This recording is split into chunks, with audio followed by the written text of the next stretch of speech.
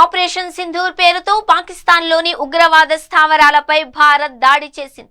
ఈ క్రమంలో భారత్ పాకిస్తాన్ మధ్య పెరుగుతున్న ఉద్రిక్తతలపై అమెరికా ఉపాధ్యక్షుడు జేడీ వాన్స్ తాజాగా కీలక వ్యాఖ్యలు చేశారు. వాన్స్ మాట్లాడుతూ ఇది రెండు దేశాలకు సంబంధించిందని, ఆ యుద్ధంలో జోక్యం చేసుకోలేము అన్నారు. తమ సైన్యం ఎవరికీ సాయం చేయదు అని ప్రకటించారు. ఆపై అటు భారత్కు గాని పాకిస్తాన్కు గాని యుద్ధం ఆపాలని చెప్పలేము అన్నారు. అలా అని అణ్వాయుధాల ఉపయోగం ఎట్టి పరిస్థితుల్లోనూ జరగదు అని ఆయన తేల్చి చెప్పారు.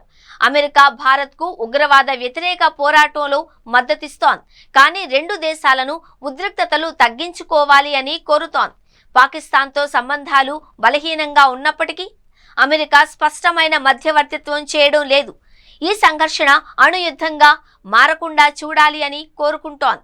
భారత్తో బలమైన భాగస్వామ్యం కారణంగా అమెరికా భారత్ వైపు కొంత మొగ్గు చూపుతున్నట్లు కనిపిస్తోంది. కానీ జాగ్రత్తగా వ్యవహరిస్తోంది.